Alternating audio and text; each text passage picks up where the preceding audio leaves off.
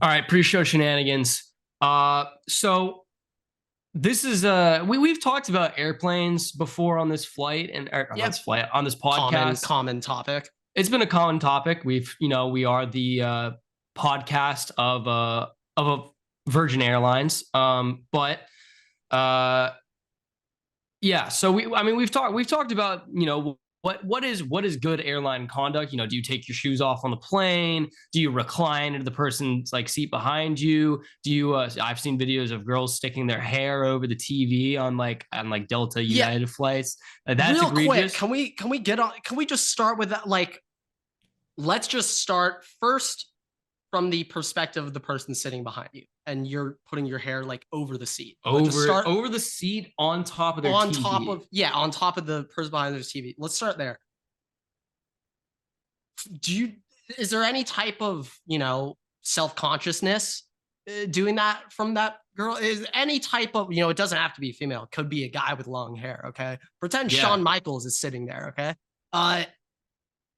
is there any sort of self-consciousness, any type of guilt for ruining a person's experience? Clearly they don't express any type of guilt or anything. So let's start there. From that person's perspective, they are showing they do not care about your plane experience. But number two, just from that perspective, there is no way it is more comfortable to have your hair over the seat than if it was just not like there's no also way. That means like there's no way. Like the bare back of your head is like hitting that, just exposed. Ugh. Scalp out. Yeah. That's how I don't we get understand lice. it at all. That's how you get lice.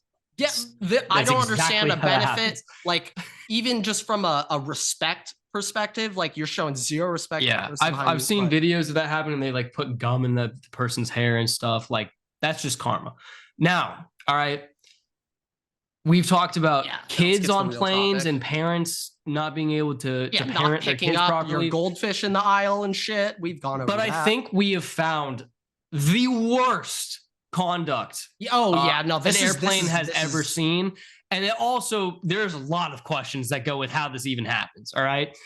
This past week, there's a guy on TikTok that this is his career. He just does this. He cooks food. Is passion.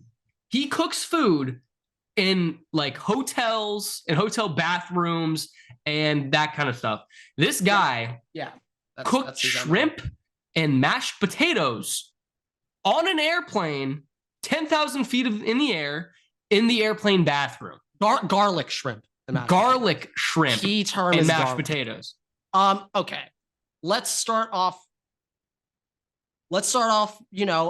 from him as a TikToker, trying to make content. Now, let's start off with this. As an outside perspective, outside consumer, just scrolling through my social media, and I saw it.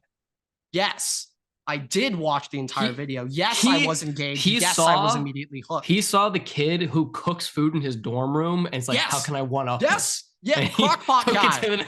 Where Gordon Ramsay's always stitching the yes. Yeah. So, but I like. Here's the thing. Okay, first and foremost, you're cooking food on an airplane. All right, that seems like an issue. The second thing, regardless if it's on an airplane, this guy only using bathrooms to cook food. So he's using. I've seen like. If I'm going to quickly come into his defense, oh yeah, because you are an avid viewer. Like if you were to make your garlic shrimp and mashed potatoes on an airplane, I would probably also do it in the bathroom. Well, I'm assuming it's the only place that you can do it. But and it's still the fact that it's still the fact that you're using socially unacceptable to do it.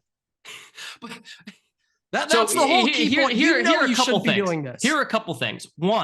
One, if you're the next dude in that bathroom, you walk in there, you're like, what the actual fuck? There's like mashed potatoes sitting in the sink still, like just.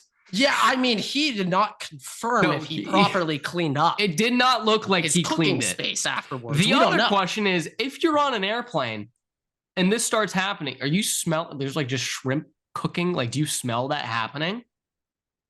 You got it. That's like a questionable thing. You just start at minimum, that specific bathroom is just now the last question is, I mean, this guy took a literal car battery on the plane with him to cook the shrimp.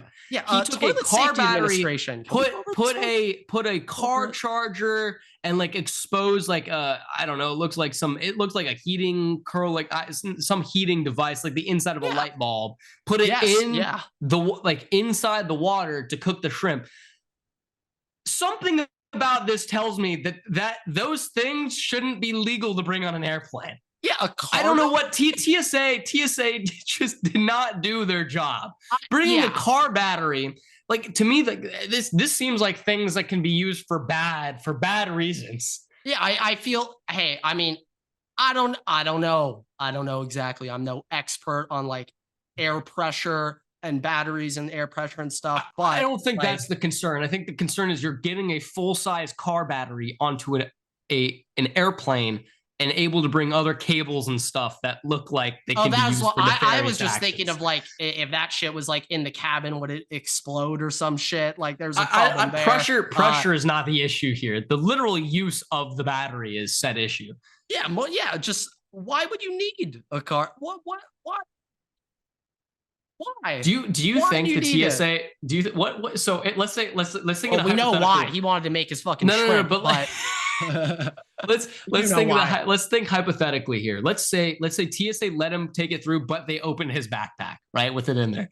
Let's say you're the TSA agent opening this bag. Well, let's start with this. You're a TSA agent, so when you're opening that backpack, your first goal is I want to end doing this task as quickly as possible. I want to move on to the next. I want to just get this shit going. So you're the guy. You're opening up this thing. The first thing you see is a car battery, and you're like, okay, this is very interesting. You bring another guy, like you bring your supervisor over. You're like, get the manager over. You're like, whoa, we might need some assistance here. You bring this guy. Not standard protocol here. The guy's just sitting there the whole time, just smirking, just like. And then the best part is you bring your manager over and your manager doesn't know what to do either. So you're both sitting there like, now the manager's watching. Yeah, now the supervisor's watching. You pick up the car battery, all right? Yep. And you see a styrofoam box, insulated styrofoam box. Okay. You pop that open. Now you see ice. You're like, oh fuck, we might have a code on here. We might have to shut this bitch down. Yeah, this is past code brown. This is a code. Shit. Give me a color. Not code red because that's a little too basic. This is a. It should be a code brown. It's a code brown because if I'm the TSA agent, I'm shitting my pants at this point in time. I think everything's a code brown when it comes to TSA. So, but you pop it open, you see there's ice, and you're like, ah, fuck. Then you rummage through. You have your gloves on, and you just pull out a fistful of shrimp. You just pull out some fucking frozen shrimp scampi, and you're just like, what the actual fuck? The dude the whole time is just like, yeah, man, that's my lunch. It's like, what the fuck are you doing with shrimp? He's like, yeah, I'm gonna cook this on the airplane. You're like. He's like, dude, I'm not a psychopath. There's garlic in the bottom. Check the whole bag. Like, whoa. You think I'm doing unseasoned shrimp? My favorite thing would be what the response is to the labeled mashed potato powdered boxes of stuff in there. Like that with the car batteries. A little interesting. Another thing, I mean, I don't know this for certain, but like, I mean, if that shrimp and mashed potatoes was based on the airplane water source. Now we don't know how good that water source even is to begin with. I'm assuming it's actually I don't know. It probably depends where you're coming from. But the other thing is, so there's one TSA agent who's going through the bag. Imagine you're the TSA agent sitting on that X-ray machine, and you just see it go through, and you see a fucking car battery. Now their first thought in their head is anybody else watching? Can I just let this one through? Like, is anyone checking to see if I'm doing my job? Nope. Okay, let it through. Clearly. Okay, actually, there's no clearly. I'm assuming this scenario that TSA man on the X-ray machine was just like, oh, his heart. No one's looking behind right me. now. No one's looking. All right. Send it through, boys. Send it through. All good. That's what I'm gonna guess. What happened? Because most likely you deserve a follow-up question. I feel like you deserve a question. I would like to hope that they did open the bag because I just want. Imagine you're a bystander there, and you're a bystander, and you just see the bag getting opened. You're like walking past. Well, you get your better. whole Imagine you're thing. a bystander. you know you have nothing in your backpack. You get randomly searched and they don't. You're like, like, all dude, right, what the fuck? The fuck are we doing here? But my yeah, favorite they yell thing at you for not taking off your shoes or taking off your shoes, whatever the fucking procedure is now. Dude has a fucking battery and shrimp in his backpack. Okay, actually, fuck. I saw this the other day, and I think it raises a phenomenal debate. At what point will clear become so popular that it's pointless? Because there are certain scenarios where you actually would save time just going through the normal TSA line. Here's a better question. Why don't they just make the whole US population do clear? Because then you don't need to have the people doing the, okay, let me see your ID thing. Right? That is true, but hey, the struggles of going through TSA are just a core integral part of the airport process. Well, yeah, I mean, that's explicitly demonstrated by the fact they let a dude with a car battery get and through. Scampion. Yeah, him, that guy. So what do you think he did with his? My favorite. So he put He rubbed it. He put it in the bag, like the vomit bag, right? He's really using all of his resources. Oh yeah. One, if you're the agent, all like tricks at his disposal. If you are the what are the people called? The airline, flight attendant. One, and you see him walking up the aisle with a car battery in one arm, shrimp in another arm. You're immediately not paging, but you're immediately calling up like, Captain. You're seeing cables and stuff. Incident. No, you're like, all right, we're closing the cockpit door. We're locking it down. Like, lock the door. We might have something on our hands here. Okay, this is my last little theory. You tell me what you think here. I have noticed an uptick in like crazy airplane experiences since COVID. Like since COVID, like I could be wrong here. Maybe 2019, like 2014, 2019, there were some nuts airplane experiences. We had I think more people are just recording stuff now. Yes. But like we did have the dude try to give somebody like the handshake. I think that was pre-COVID. You remember, like, I want to shake your hand. Let me shake your hand. You remember that guy? I think I do. There's that guy. We had Burger King guy in the back of the plane. Yeah. We had that motherfucker is not real. No, that's post-COVID though. That's post-COVID. Oh shit. Yeah. I'm trying to think pre-COVID things. And I'm talking kind of fun examples here, guys. I'm not talking bad. No. I'm talking fun. Like what? We're not talking. I mean, look, if we want to do bad examples, all we have to do is just look at United, because I mean, it's just all bad. It's just all bad. I'm not talking like Bermuda Triangle type stuff. I'm talking like some dude is making grilled shrimp scampi in the back, like that type of airplane. What the fuck is going on? Like he just brought like a hibachi grill on the plane or something like that. He's just sizzling up stuff. Now I don't know about you, but fly Emirates. I think I've just found your next marketing. What if somebody had a shrimp allergy on the plane? In the air? What if somebody had a shrimp allergy on the plane and dude just then you couldn't do hibachi?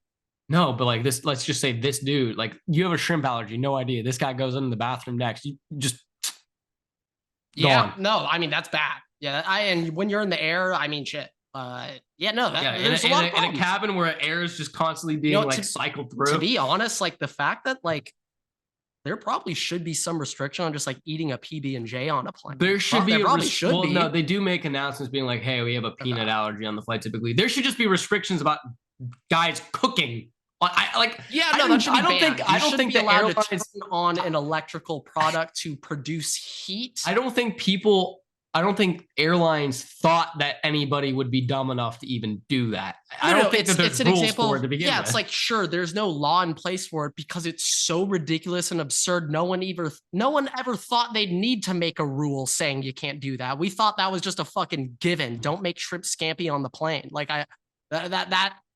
sure, it's not in the Constitution, but I mean, that should be universally agreed upon. Don't make shrimp scampi in the bathroom on a plane. That mashed potato will forever gross me out, though. Oh, yeah. No, that was bare-handing it, too. No, that was the disgusting part. The mashed potato, I was like, dude, this is foul. Like, absolutely The whole foul. thing is disgusting, but that was the worst. Anyways. What is going on, everybody? Welcome back to another episode of the Waterboy Podcast. Today it is episode 177. And LeBron got his 5th ring over the weekend. Bronny Jr. also made his debut over the weekend. Jaden Daniels is your 2023 Heisman Trophy winner. And oh yeah, the biggest free agent in sports history, Shohei Ohtani, is a Los Angeles Dodger. What a weekend of sports. What a weekend of sports. Maybe didn't have that exciting college football, even though Army Navy was what. Now, I'm not sure if you saw the end of Army Navy, but on the last play. I heard what the end was. I didn't get to see it, but on the last play of the game, the total score was, I believe, 1 point away from hitting the over. And so on the very last play of the game, Army took a safety to hit the over, even though it didn't mean anything. And so Army, they won for America. That is real men right there over the weekend. So we got to start off with the Army football team. They did not care about the final score. They cared about hitting an over. So we have to start with that. That was just beyond impressive, but okay, on a serious note, you know what, for today, maybe we start off with the MLB, but we got a lot of meat there. So I feel like we should probably save that for a little bit later. Why don't we start off with college sports? Okay. This one won't be too long for today. We'll start off with the awards over the weekend. Jaden Daniels is your 2023 Heisman Trophy winner. Now, I've been saying for a while, I think he deserves to win this award. So let me just do something real quick. I feel like it's been a long time coming. I haven't done it yet.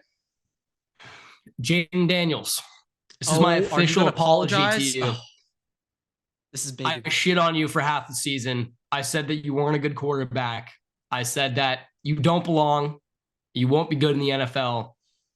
Now we have yet to see what's going to happen in the NFL. That's still to be determined, the NFL, you know. But this is my apology for saying that there were better quarterbacks than you this season and you were overrated. That's on me. More Put a finger up for that one.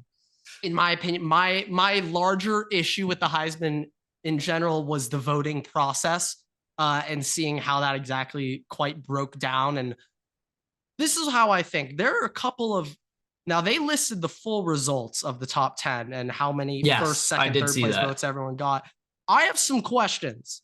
I do as well. I'm going to be honest. I have more than some questions. I want to start off with anyone who voted Jalen Milroe, Ollie Gordon, Cody Schrader, Blake Corum, or JJ McCarthy as the number one player. For those, I believe 4, 5, 6, 10 people combined voted for any of those people as number one. I would like to personally sit down with those 10 people and just simply ask, why did you rank them as the number one player for the Heisman Trophy Award? And if their response is anything along the lines of Roll Tide, fuck Oklahoma, Cody Schrader for Heisman, or Go Blue, then you should be eliminated from ever voting in the Heisman ever again. How JJ McCarthy got a first place vote will never make sense to me. That will literally never. He wasn't even like in the top 5 discussion for players either. It will never make sense. What I will never understand in general. So these votes come in like a couple weeks ago, right? Like they've been done for a little bit. Technically, you can submit your Heisman ballot the day after week 13. So before conference championship weekend, you can submit your ballot. But you don't have to. Yeah, you need to submit it. I don't know the exact date, but post conference championship. So here's I'm guessing the deal. That's Sunday. Here's the deal. One, I'm assuming the people. There is a technical thing if you want to wait for just to be able to vote Bo Nix, right? Because of the conference championship, like that. Yeah, you and Bo Nix or Penix, like your two. You and I came down to it. It was between Nix and Daniels, which Bo Nix didn't even receive the second most votes, which is fucking amazing to me that wasn't the case. I really don't get that. This is how I think a lot of it went. But if you were not between any of those guys and you were just week 13, whatever, you were just like, all right, fuck it. Blake Corum, fuck it. JJ, like whatever. I sincerely don't understand. Yeah, why are they if you watch college football or why you vote on it? To me, for the most part, if you're not voting between like a consensus 5 people, because you kind of know who are going to be those at least 3, 4 guys, maybe 5 guys, right? If it's not consensusly within those 5, what the fuck are we doing? Yeah, no, it's a little ridiculous. I don't get it. I don't understand. Like this is how I kind of looked at it. So pre-conference championship weekend, if you were going to submit your ballot early, you would submit your ballot early, probably for Jaden Daniels, because he wasn't playing in the conference championship game. So let's say of the people that did submit their ballot early, they were probably giving it to Jaden Daniels. Like, I don't understand why you'd submit your ballot early for Penix or Bo Nix, knowing they're about to go play again. So you could just start with there. But my other point is, I want them to reveal the percentage of ballots turned in pre-conference championship weekend and post. Just looking at this, seeing Michael Penix at 2, it's pretty clear a very large amount of people waited till after the conference championship game to submit their ballots. But it is just interesting that they're even allowed to do that. The fact that that's even an option seems a little bit ridiculous. I feel like either you should be like, everybody should be kind of required to submit it at the same time. I think you have to do it before the championship game, or mandate everybody does it after the championship games. Like, it can't be the other. It can't be both. It doesn't make sense. It's then there's not like a. If Bo Nix went out, if you voted Jaden Daniels, and let's say Bo Nix went out there and threw 12 touchdowns versus Washington, he's going to win the Heisman. But if you already submitted your Jaden Daniels thing, you're like, exactly. Oh, the season's over. No, exactly. Like, it's stupid. But like, I would kind of go out on a limb and say that the people who voted Corum won, McCarthy won, they definitely submitted their ballots before conference championship weekend. They're just like, just put it in. I don't care, you know? And it's like those people that we should mandate some type of just general football quiz to the potential voters to see if they are eligible to continue voting. And I'm talking a questionnaire. It could be really simple. The first question this year should have been, does the clock stop during a first down throughout the entire game? That would be the first question. I bet most people voting would say yes. They would all be automatically disqualified from voting, because that is the biggest change that happened this year. So it could be simple rules, or we can make it slightly more complex. Can you name all 4 head coaches of the last college football playoff? Like, it could be something like that. Like, doesn't need to necessarily be football, but just general knowledge of the sport. And if they don't know that, then they should not be allowed it. I can see that. I can see that. That's because many of the voters, like, college you gotta take not a little the main quiz. Sport they talk you gotta about. take a little quiz for entry. Yeah, like many of those voters, college football is like their third or fourth sport. It's just when you're taking when you're putting out your ballot, before you can select the person, you have to do a little, like a quiz, like depending on how many answers type thing, but it's a quiz instead. Yes. Yeah. But yeah, I just want to say that. Also, you tell me what you think about this. Now, Marv obviously was a Heisman finalist. Like, just based off that, like, sure, he probably should have got Biletnikoff.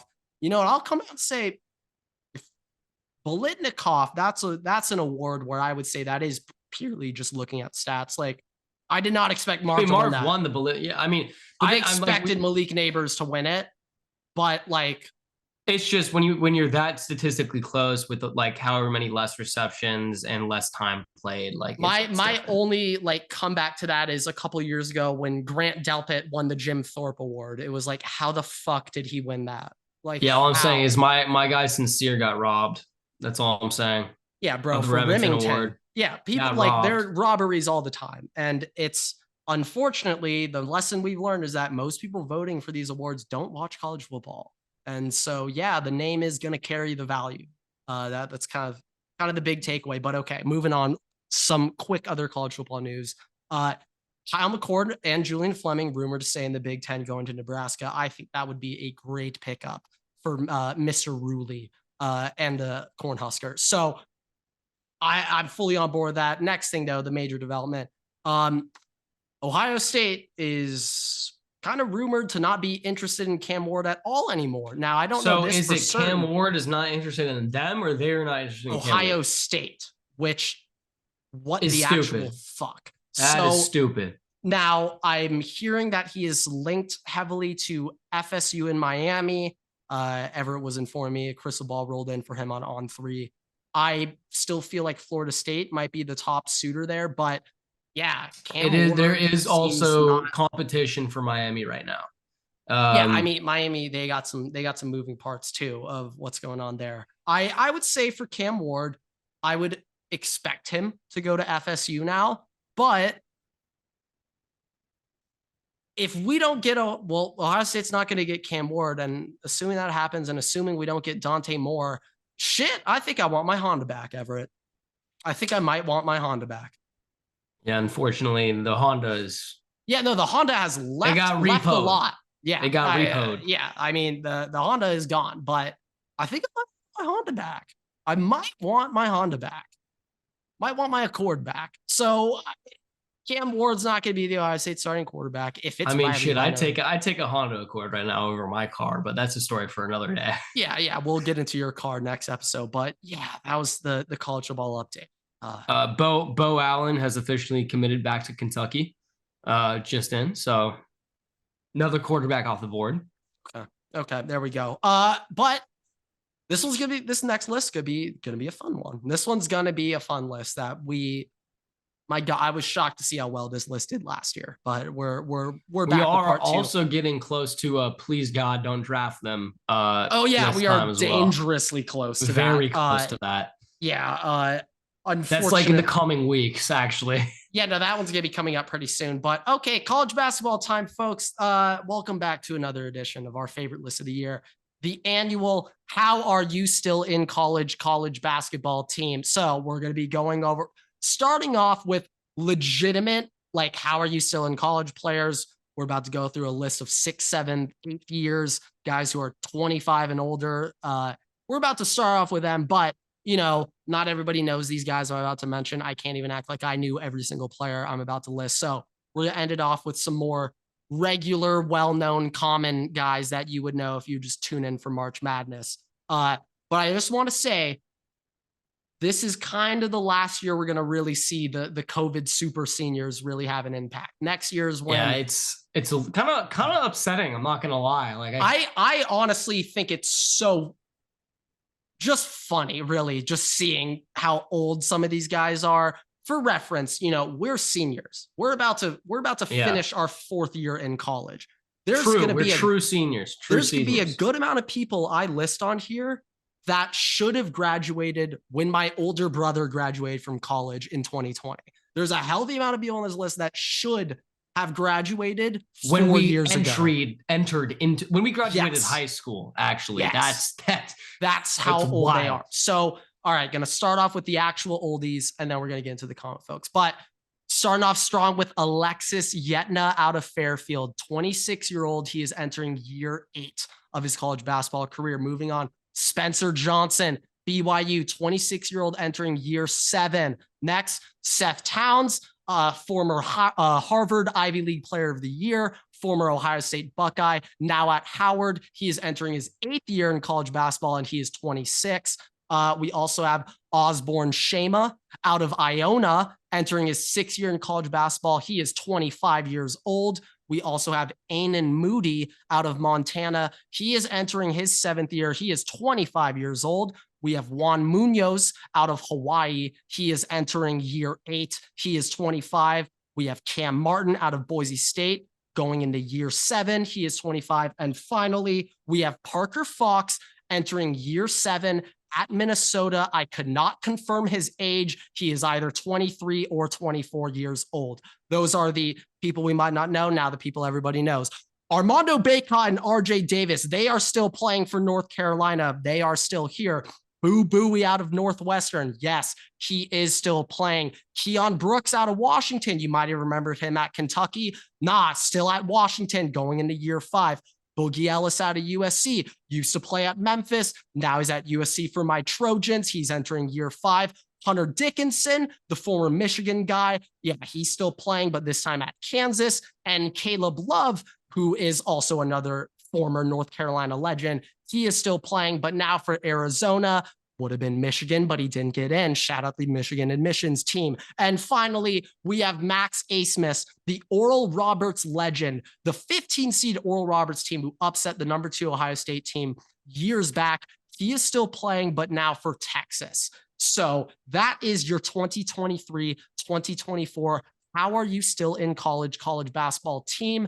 I am super excited for this season, just getting into college basketball, really, with college football kind of wrapping up. So this is going to be the 2nd consecutive season that Armando Bacot has been called out specifically He did comment on our post last year. I want to shout out Armando. I'm saying in the NIL era, I don't blame these guys for staying as long as possible. The healthy amount of guys I just listed making money might not necessarily have the greatest outlooks in the NBA, and so Armando got that Netflix bag. Outer Banks. He was in Outer Banks. Yeah.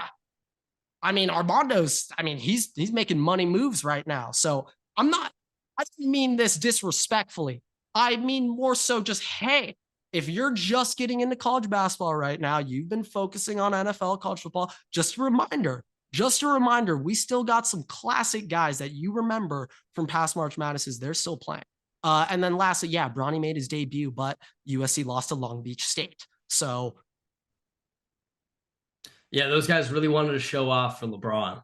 Oh, yeah. I mean, USC basketball, I had higher hopes. We have the number one player in the country on the team who also plays point guard like Boogie Ellis and Bronny. But there's not a lot of room. There's only one ball, 3 point guards, one ball, bit of a problem. Okay, do we want to talk about MLB next or real NFL quick first? While we finish up the basketball, LeBron got his 5th ring over the weekend. I dreamed of this day as a young boy, as a young lad, when finally one day my Los Angeles Lakers would go in and win an NBA Cup in-season tournament, and that 21-year-old long journey was finally fulfilled on Saturday. Yeah. So does this solidify LeBron James as the greatest player of all time? Well, because it's something Michael Jordan we can say he is did. The greatest NBA Cup player of all time. He's never lost in the NBA season tournament. They went 7-0, 4-0 in pool play, 3-0 in the knockout round. I mean, please tell me they gave up like a MVP trophy. Yes, and LeBron won. LeBron got it. They also have an all NBA Cup first team, which I believe like LeBron was on it. I think Giannis was on it. Embiid. Halliburton was on there. Halliburton was phenomenal throughout the in-season tournament. But of course they gave LeBron MVP. And even if that wasn't set up before, they definitely made that a thing once the Lakers were in the finals. They're like, add an MVP. Oh, Adam Silver saw LeBron. He's like, all right, we got to do it. Add an MVP. Gotta make it do it. Someone's got to win MVP, right? Like someone needs to. LeBron James was playing for that $500,000 like his kids were starving. I'm just saying on USC, I guess that USC scholarship really isn't hitting the same way that they thought. On a quick side note, I just want to say, like, for guys so Austin Reeves, he obviously just got his back. He just got 60 million. Right. Yeah. He was going off in that game. I think he was like 7 for 10 shooting, had 20 points. He was going off, but it wasn't like a financial monetary, motivation for him. But I will say Max Christie, who's a second-year player on the Lakers, played at Michigan State. He's making like $750K a year. He hasn't really played meaningful minutes, but he played meaningful minutes in that game. And that $500K meant something to Max Christie. Oh yeah. Oh, he was going hard as fuck on those defensive rotations. Let me tell you. But yeah, NBA in-season tournament. Shout out LeBron. He just got ring number 5. So yeah, that technically, okay. We're obviously kidding here. I don't care at all about this. I was actually shocked. Why the fuck is it right now? Why don't they do this in February? I was really confused. I didn't know that it was going on until 3 days ago. Yeah, bro. I thought the knockout stage, I thought it would last a little bit longer. I thought the whole point of it was it's the whole season. I thought it was going to be the best way for them. The second the Super Bowl ends, how do you get attention? Boom. I thought that it was around All-Star week. That's what I was thinking. February, but no. I thought it would be the week leading up to All-Star week, because then you have it some build. Okay, we're gonna have this huge it's after build up, the Super Bowl. You're not competing with NFL. Then we have time off after it, and everybody can kind of relax and I think it was in general, but it's fine. Okay. MLB real quick, or let's do NFL, because we're gonna have much more to talk about for the MLB. First thing I want to do, actually, just want to mention for the NBA, we got Lakers are hanging a in-season tournament banner. Oh, they better hang the banner. We should have a parade. Let's do a parade. It will be a single banner hung forever on December 18th. They should also hang LeBron's MVP banner. I just sent you something on Twitter. It is Tommy DeVito's agent. And there is not a singular more Italian-looking, mob-looking dude that you could have as your agent than what TD15 has. Oh my amazing. God. He is straight from The Godfather. It is amazing. Are we sure that's not like his uncle also? Caption said it's his agent. All right. Okay. If it's his uncle and it's we're also going to assume it's his uncle too. But if it's his uncle and his uncle is his agent, even better. That is the even better picture of all time. Oh my! I'm just saying the fact his name is Tommy DeVito too. Like, he's the most Italian man to ever play the quarterback position. He beats out Ben DiNucci. He does. He beats out Ben DiNucci. He beats him out. He does. We're going to have to give it to Tommy DeVito. I mean, wow. Has he won 2 straight? I think so. Are they playing tonight, right? Monday night? They are currently playing. That video, that picture is from right now on the field. That makes more sense now. Yeah, I will just say though, last week the Giants were on bye. Tommy DeVito, he hosted some fucking bar outing, which I was like, yeah, this guy's an absolute homie. Absolute I hope homie. that it was just speakeasies. Really get the Italian go. He's a legend. Tommy DeVito, you got to just root for DeVito. It's simple as that. But I think we got to talk about this biggest NFL news of the weekend. We got to go over it. Patrick Mahomes, the nerve of that man and Andy Reid too. The nerve of the Kansas City Chiefs to complain about referees after the. I mean, wow. There are so many things that have gone the lack of self-awareness ways.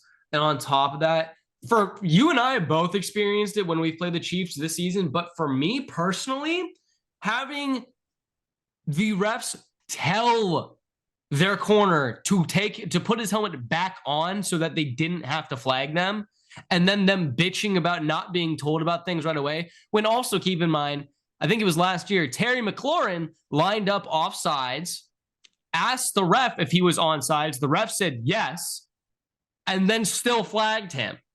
That was bad. If you're Kadarius Toney, how are you so oblivious to the fact you are 2 yards offside? So offsides. And if you're the ref and it's that bad, dude, why do I need you're not? I'm not gonna go out of my way and be like, hey, Kadarius, you're offsides, dude. Yeah, no, the ref is not going to go out of their way to tell you you're. Well, this is another thing. So going into this season, the NFL made it a point of emphasis to offenses hey, we are cracking down on offensive offsides this year. We are really cracking down on it. I believe the stats show that last year they called offensive offsides only 2 times all season. The year before they called it 1 time. This season, they have already called it 11 times. So it has been a point of emphasis this year. Stay on awareness, and then on top of that, just of course it's Kadarius Toney. It's the entitlement. It's the literal entitlement. No, that's the part that they feel like they have. Dude, the refs have single-handedly bailed the Chiefs out of so many games. To not only almost trying to fight the ref when you get one call that doesn't go your way when it actually is the right call. The correct call. And we've seen horrible calls. That one was actually the right call in that situation. So to go to your way, almost trying to fight a ref, then to go into the handshake with Josh Allen, who deserved to win that game. And it's also, what is Josh Allen going to be like? Not even be I'm sorry, man. Let me report it to the league. Not even be good game. Josh Allen, keep in mind, has gotten fucked year after year by the refs and hasn't complained about it. And to go up to him and be like, hey man, horrible call, basically being like, we should have won the game, you guys should have lost. That's a total unsportsmanlike that's just and then for such a little bitch, your coach to also go out and be like, hey, we should be getting we typically are told ahead of time, it's a warning. Dude, if you're not going to get a warning if he's 2 feet off sides. That's still a flag. You're not going to not call the flag because you're the Chiefs and deserve a warning, well, dude. That's the thing. My favorite part is afterwards, like Andy Reid and Mahomes, they weren't contesting that it wasn't a penalty. They were more so saying like, you can't call that ticky-tack play in that situation. It's like, well, let's go back to last Super Bowl, Everett. Let's go back to last Super Bowl where, I don't know, a ticky-tack call was a pretty influential play was called and gave Kansas City kind of the Super Bowl. Hey, and on top of that, we're going to go with ticky-tack bullshit calls. You guys don't win the Super Bowl last year. Call that sent the Chiefs to the Super Bowl, too. Which one? Joseph Asai on the Oh, yeah, that as well. The only thing they can claim is when D Ford lined up offsides and they let Tom Brady win a Super Bowl in 2019. That's the only thing I'll let you come back. That was offsides. But was offsides. Like was egregiously offsides. So yeah, like you can't complain there. Like that, this is the kind of thing everybody's like obviously people are like, oh, Patrick Mahomes, like, I don't want to see you time after time. Like he's a great player, but now doing these kind of things, best quarterback I've ever seen in my life. Let me now doing these things and being just so unbelievably soft and entitled and bitchy about it. One is a horrible look for you, but it makes people not want to cheer for you. Yeah. No, it makes you hateable when you start complaining. I mean, look at LeBron. He's like culprit number one of bitching to the refs. Whining and stuff about it. Like it's totally fine if we're gonna whine about bad calls and something, but if it's so clear, like I'll give them the fact they're dying on the hill. They are accepting. Yeah. They are just going for it. But zero shame. Like zero shame. There are so many bad things that happen to other teams, including the team you're playing against, and they are just like, hey, bad calls, like disappointing the reffing crew, whatever. But they're not fucking trying to beat the shit out of the referee after the call's over. Like, well, maybe they are. Maybe they are, but the fans are. The fans are, but I mean, if anything, justice for Big Toney. Still, I mean, he shouldn't. He should be allowed to be on the sidelines over the weekend, but he wasn't. Yeah. So, I mean, Kadarius is also probably over the moon right now. He's like, they're not blaming me for this shit. This is great. Yeah, he's like, wait, did I get off the hook there? Like, am I not getting benched? I will just quickly say though that at what point are you the Chiefs and you're like, we cannot have Kadarius Toney on the field because he makes some stupid brain fart like this every week now. Like, at what point are you like, damn it, Sky Moore, you got to roll out there, man? It's also just like, I get it when you're on the sideline stuff. Like I've done this when I've been at my games where it's like you're just passionate, like anything that kind of is borderline. Yeah, in the moment. You want to go. You're gonna yell about it. You're gonna call the refs horrible or stupid or something. Like it's gonna happen. But after you've seen a replay, and after like that first thing, and to also know that it was offsides, and then just be like, hey, we typically are told or we get a warning before it's flagged, like. Now I understand. Was it a ticky-tack call? The warning. No, I don't think that's ticky-tack. But the warning in that situation is Kadarius checking in and then being told that he's offside. I also think the warning reports came out that Kadarius did not check. He did not. Yeah, but I'm saying the warning would have come if Kadarius went like, "Hey, am I good?" And they say, "No, back the fuck up, Kadarius. You are literally on the first down marker." I mean, it's just like, I would just like, I mean, if you just look at how NFL just teams are set up, like, and it is a pass play. I mean, those tackles are not on the line, they are not on the line when it's a pass play. It's pretty, I mean, just false starts. Literally just looking at how the tackles are lined up pre-snap, you can probably determine if they're going to be passing or not. But like, I want to address some Viking stuff real quick. Ooh, you hearing this fraud alert going on right now? It's for Josh Dobbs, unfortunately. Oh. Okay. Yeah. So here's the deal. Real quick, I was gonna say you one upped us. I thought 6-0 was gonna be the worst game. You said hold my beer. Hold my beer. I can one up. It was the worst game. I had it on when I was studying last night. I watched the whole thing. I was in the library. I'm sitting here. I have my laptop here. I have another screen and I'm looking at watching the game. This is a long one. They are really on top of us. Wow, they are getting the message across. Josh Dobbs is not the answer to the future. I really want to make it clear. Wow. They're still going. I'm not sure if you could hear it. No, that's mine. That's mine now, too. Is that the first double fraud ever? This is a bad sign. Wow, we're really. Damn. Damn, Josh. This is the worst game I've watched in my life. And I'm saying that after I watched Josh Dobbs have a 4 interception performance versus the Bears. So first things first, to go into the bye being like, all right, we're going to assess our quarterback situation, come out of it, right? To say that you spent all this time with Josh Dobbs breaking down his film, going bit by bit and talking about play calling too and how play calling implicates things, to call him the starting quarterback and then him shit the fucking bed, literally soil himself on the field. Josh, I love you, dude, but it was fucking horrible, okay? I think he had sub 100. He had like 75 yards through 4 quarters and 26 pass attempts. He tried to get the fucking face of the franchise killed. He got him removed from the game because my heart sank when I got that notification that my first overall pick, Justin Jefferson, was out. He threw a ball so high over the middle of the field that Justin jumped, fully extended to catch the ball, and then got fully exposed. And then his back, the dude, safety, fully spears his back and goes to the ground.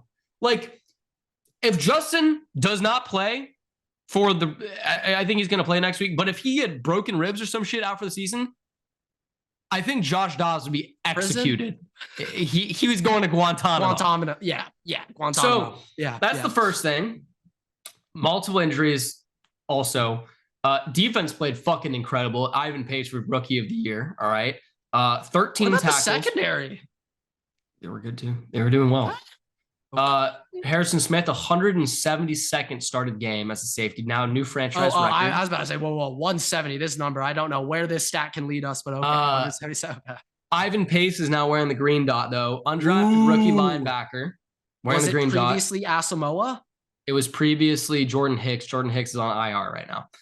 But 13 tackles, 1 sack, 1 interception, and 2 tackles for loss.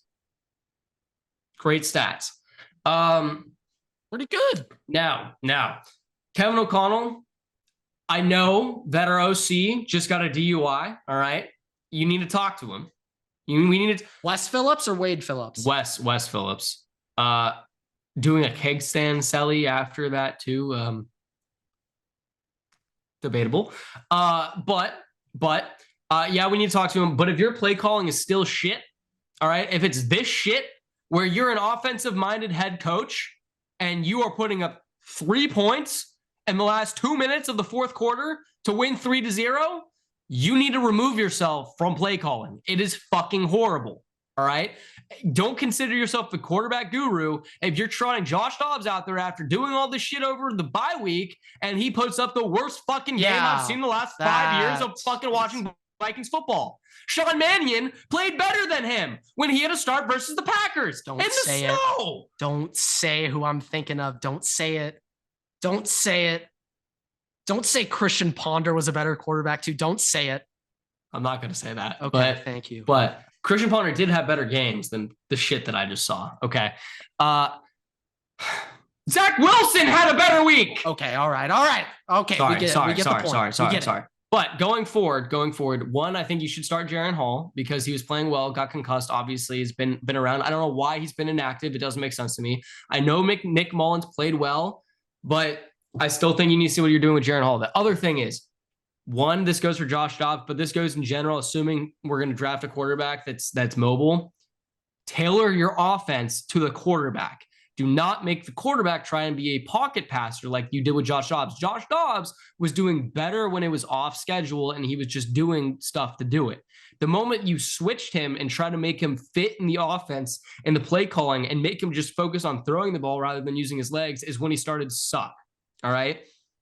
That goes for Jaren Hall. That goes for whoever we draft. If it's Kirk Cousins coming back, I get that he's not mobile, right? But if we are using a mobile quarterback, then use the mobile quarterback. Design runs, read options, play action like bootlegs, all right? Do those things that utilize legs and gets out into space. Look what Justin Fields is doing, all right? And yes, I'm talking about what the fucking Bears are doing. That tells you that there's a problem, all right? But sorry. I just need to get that off my chest. Worst fucking game I've ever watched. The fact that you just said something good about the Chicago Bears, that got the message across to me. That got the message. What is your record, though? 7-6, 7-5. Much better than mine. So with my fucking franchise, yeah, that guy Herbert, social media overrated bum. Yeah, so he fractured his throwing index finger. Now, is this the same hand he previously fucked up his finger on, or is that the other? No, that was the offhand. Oh, so now he has two fractured fingers. Index finger on his throwing hand. Okay, the finger that makes the spiral, that thing is fractured. So, hey, just with that knowledge and the current record, and hey, you're the one who informed me that essentially, if the Chargers lost to the Broncos over the weekend, which happened, we're pretty much out from the playoffs, eliminated. If Justin Herbert plays another snap in a regular season game this year, I don't know what the fuck we're doing. I don't know what we're doing. One, this is the worst season for quarterback injuries I've ever seen. Yes. Two, I said this before we started recording. If Brandon Staley does not get fired and they use Justin Herbert being hurt as the excuse, I think I'm entering free agency. I think I'm declaring. Yeah, no, I think I'm entering the transfer portal. I think I might be entering the portal. Not only would that mean it would the Tom Telesco would have to be the most fucking incoherent GM of all time, but the Spanos family literally would have to just be watching, like intentionally burning money. They're like the Joker in The Dark Knight, and just fucking burning cash. So bad. It's you have to be literally the most unaware human being for that to happen. Like Brandon Staley is so horrible of a head coach. Like they might literally be like, all right, Justin Herbert was hurt. Khalil Mack had a renaissance year. He had 15 sacks, 32 years old. Look at what Brandon Staley's doing. And they're like, they're gonna use like Mike Williams' injury as an excuse. They're like, yeah, look, Keenan Allen had one of his best years ever, right? Like, you're stuck with a bad O-line. Justin Herbert was hurt. Mike Williams was hurt. Bad draft pick in Quentin Johnston. Not Brandon's fault because he wanted Zay Flowers. Khalil Mack's doing better. Tui Tuipulotu is doing great. Like, Brandon's doing a great job. I mean, the worst part about this team is that, like, oh, forget the Quentin Johnson pick. Oh, look how good Tuipulotu is. Yeah, keep Telesco in his job. And it's just like, motherfucker, why did we just draft QJ? Why did we draft Zion Johnson 2 years ago? Like these are the questions we need to ask and dive into. Why the fuck did we do that? But hey, bolt up. Am I right or am I right? Right? Pain. Awful. It's atrocious. We should tank. Through the pain. Tank. Rest of your Easton stick. Be my starter. Be my starter. But see, if you tank, that's even more of an excuse for them to retain Staley. I know, and we're going to chunk the pick anyway. Like, Brock Bowers will be on the board, and we're like, you know what? Let's go with Quinn Ewers. And it's like, oh my fucking God. He is not even in the draft this year. I actually forgot about that detail, but yeah, he's not even fucking eligible. We're going to draft Blake Corum 6th overall. It's like, what the fuck are we doing? We're going to... Now, I actually wouldn't be that against this. We're going to draft the future rights to Travis Hunter. Wouldn't be that against it, but... You know, I'd prefer that than what we're probably going to end up doing. We are taking 2026 draft rights to Archie Manning. Oh, Arch. Yeah, you know, let's just take a flyer on Malik Murphy. Let's just take his draft rights right now, even though he's like really not great, but okay. All right. You got anything else, NFL? Dodger Day, baby. Dodger Day. Shohei Ohtani is a Los Angeles Dodger, and he now has the most valuable total contract in all of sports, not just North American history, all of sports. I quickly need to bring up and mention this quick caveat, though, that in his final 4 years at Barcelona, Messi earned $674 million over 4 years, Everett. So for 4 years, $700 million essentially. So it's the biggest total contract, but we're talking the total. biggest per year. Yeah. And speaking of per year, why don't we break down exactly what Shohei's per year totals are. Now, new details have came out today. This is fresh in our minds. This came out about an hour and a half ago. Yep.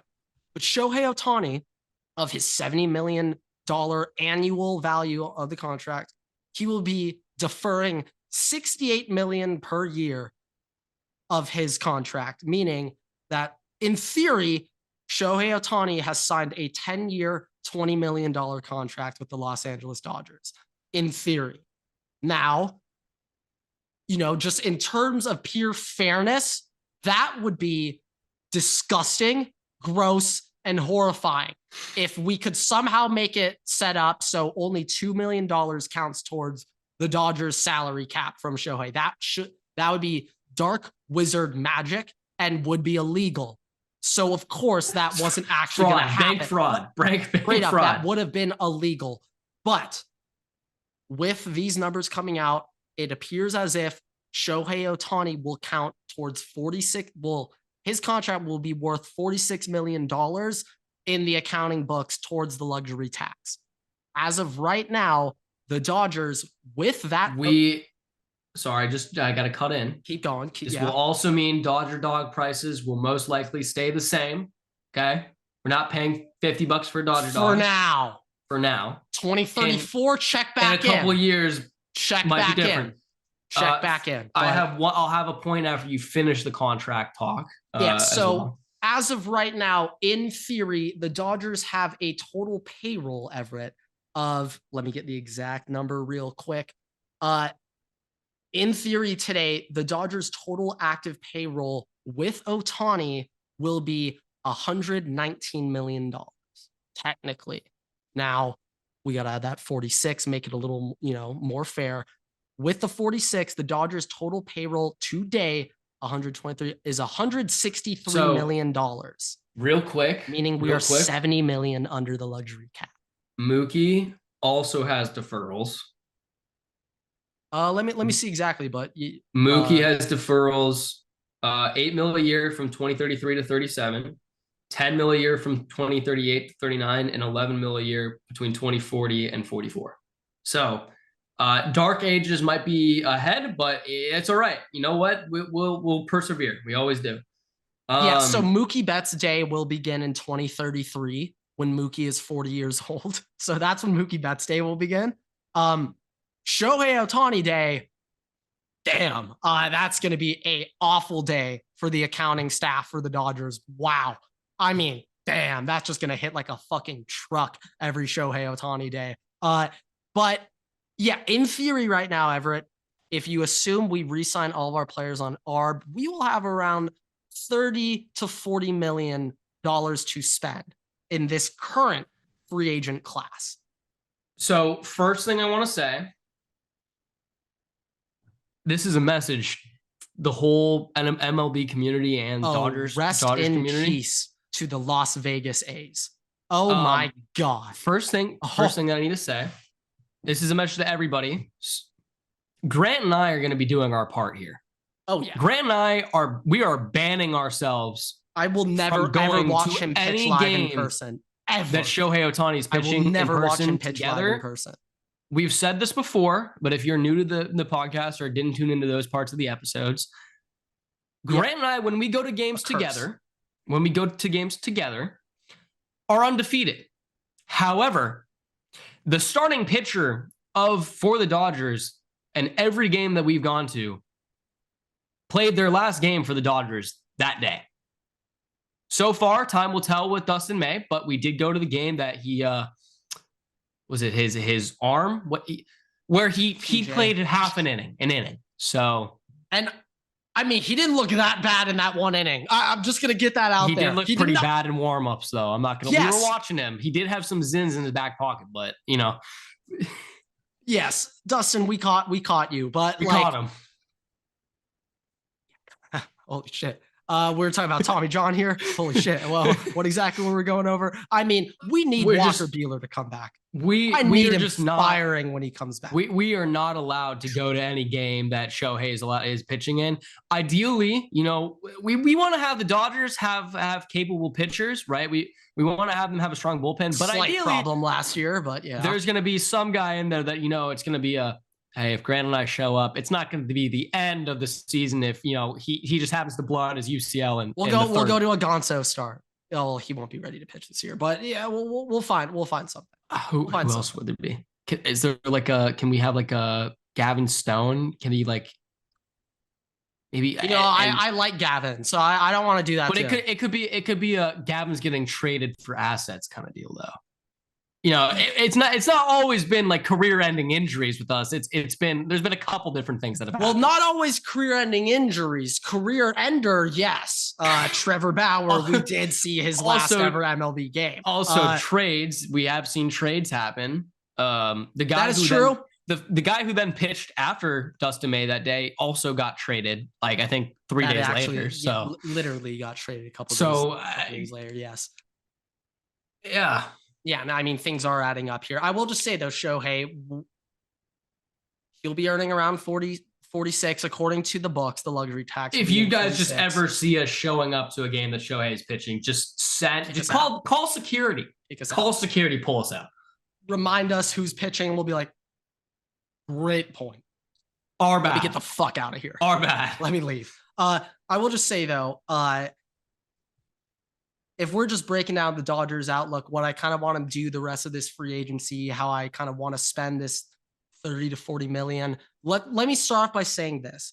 The Dodgers have strategically gotten under the luxury tax last season so they can go over it this year. Now, when it comes to luxury tax in the MLB, the way it works is if you are over the luxury tax in consecutive seasons, then it stacks and it's more. But because we weren't under the luxury, or we weren't over the luxury tax last year, if we go over the luxury tax this year, we won't receive as harsh of penalties than if the Mets went over the luxury tax again this year, they'd get really fucked, for example. So in terms of money, we are 30 to 40 million under the luxury tax.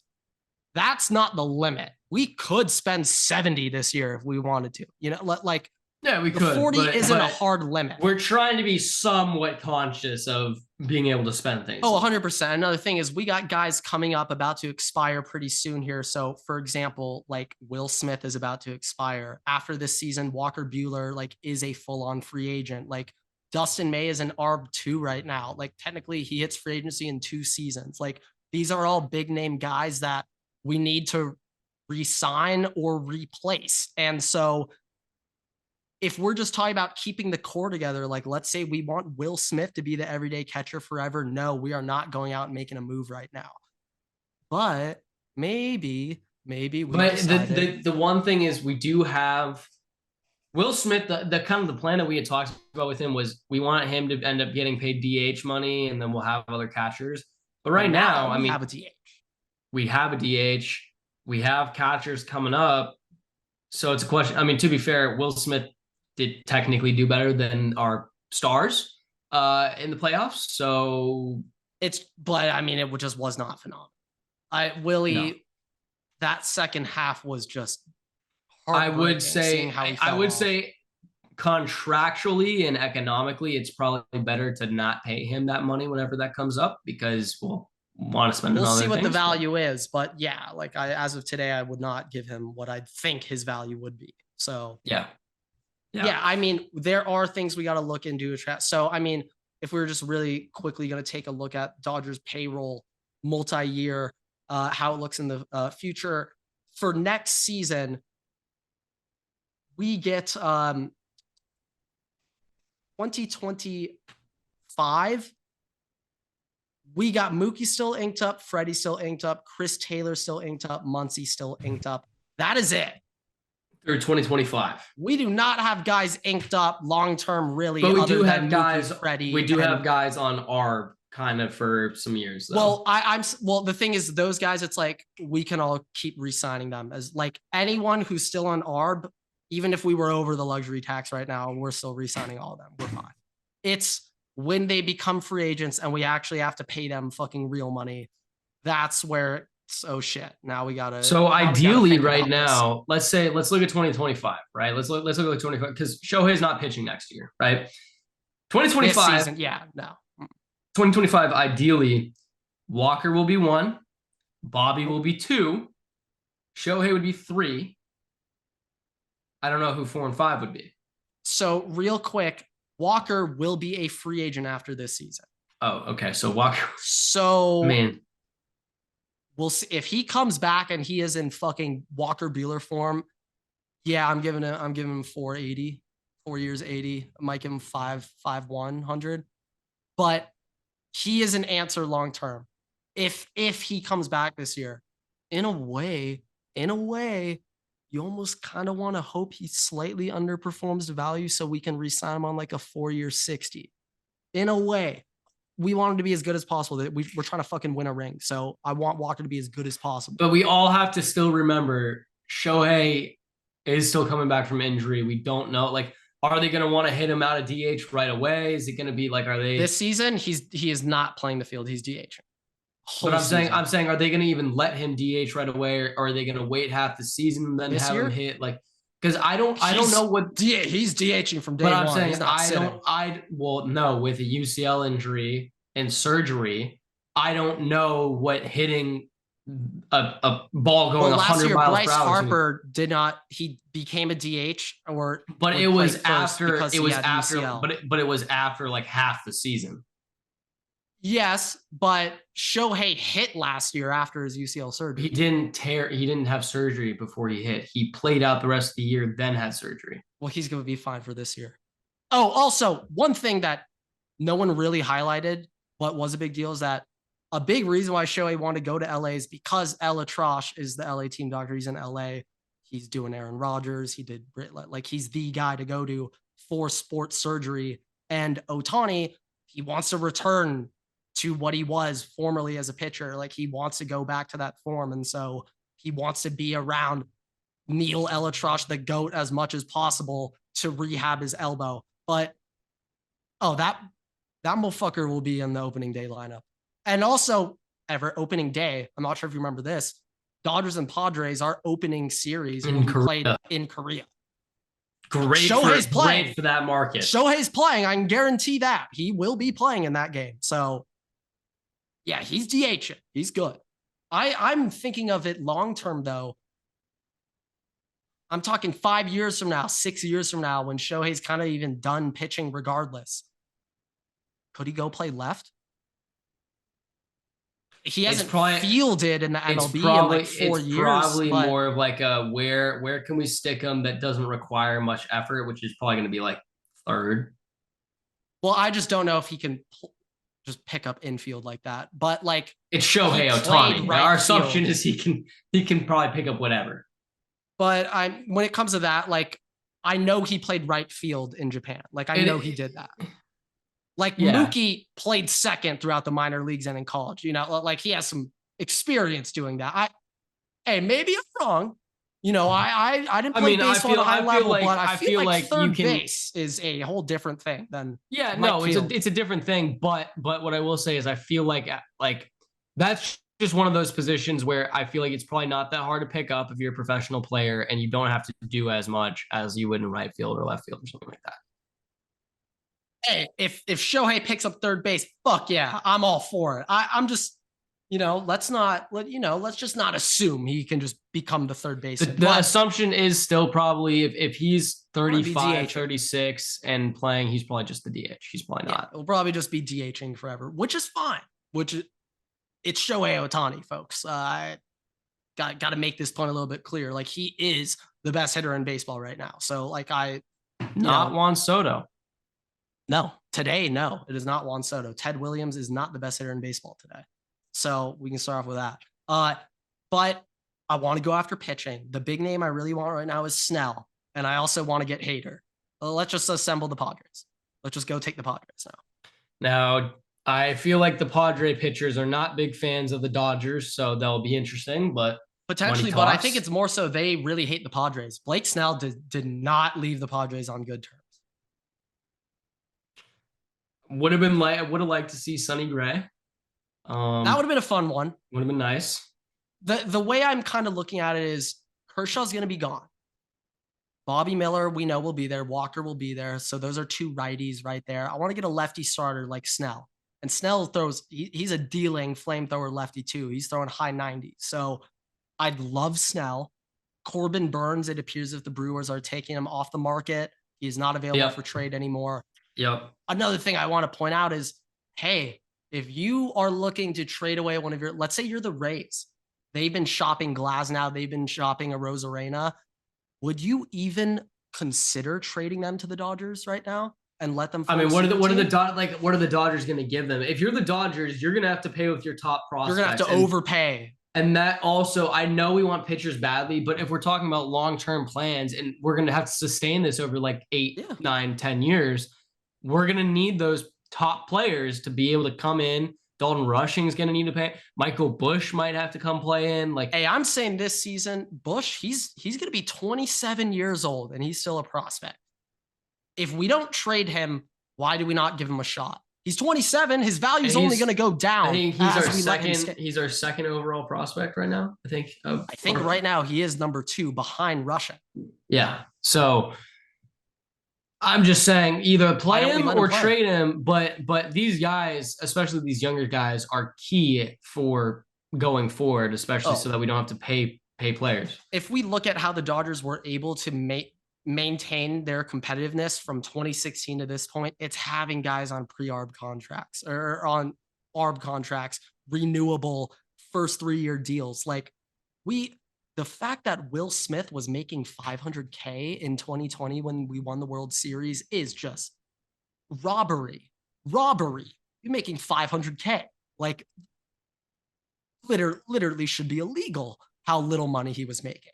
Like, Walker Buehler was probably making $1 million in 2020. Like, that should be illegal. How cheap that is. So I'm just talking from that values. Like, if we also look at past World Series champions, they have guys on pre-arb balling. Okay. 2019 Nationals, Juan Soto was making $700K a year. Pretty nice addition for the value at that time. 2021, dogs, Austin Riley on his pre-contract value, Freed on his pre-arb value. Like, so many guys on cheap deals. It also sounds like Roki Sasaki is also trying to come to the MLB next season. Now that's the guy. That's the real big name. That's the guy. Now the thing is though, with this money, like, I swear if they announce we sign Yamamoto on another deferred contract, I'm just gonna laugh. Like, we're effectively doing what the NFL does with restructuring. Yeah, it's great. No, literally, money doesn't exist. Literally, with the luxury tax, the salary cap already didn't exist in the MLB. Now it really doesn't. Like, it genuinely does not exist anymore. There's no such thing as a monetary limit for the spending you have in the MLB. You do whatever the fuck you want now. But yeah, we got Shohei Ohtani. I cannot believe that this is actually real life. When I watch Shohei Ohtani highlights now and just read through his baseball reference pages, it hits different. It hits way different knowing that he's ours. So for every Dodger fan out there, I strongly suggest you go rewatch the World Baseball Classic highlights. It's a quick watch. His 38-minute home run highlight tape. Yeah, that's a good one too. That's right. It's 38 minutes. That's all you got to know. That's all you need to know. My favorite thing though is, by the way, is watching the announcers call the game when it's like they don't act like this is before Shohei was Japanese announcers. But it's also before anybody knew who Shohei. Oh yeah, Shohei was Shohei, and they're just like, yeah, batting 8th. Shohei sign, and then he just hits a nuke, and they're like, oh. Like, it's just like they didn't expect it to happen. And then he keeps doing it. And you slowly see him going from 8th in the lineup. That's right. Shohei was batting 8th at one point, from 8th in the lineup to 1, to 2, to 3. Like, it's. So sources, after landing Shohei Ohtani, the Dodgers are aggressively pursuing free agent right-handed pitcher Yoshinobu Yamamoto. The flexibility in Ohtani's contract allows Los Angeles to make room for additional marquee free agents. Yamamoto and the Dodgers are expected to meet later this week. You know Shohei will be present for that. But yeah. All right. With that, thank you guys so much for watching, listening. Raise 5 stars. You can find us on Spotify, TikTok, YouTube, Twitter, and on Instagram. We post new TikToks every single day of the week, Tuesday to Sunday. And we post new episodes every Tuesday and Thursday on all podcast platforms and on YouTube. Make sure to turn on notifications on YouTube so you don't miss any new episodes, segments, or shorts that we upload. We will be hopefully starting to post new graphics on Instagram 2 times a week again. We've paused on that briefly just because we've had so much work going on. But yeah, with that, we'll see you guys in the next episode. Waterboys out.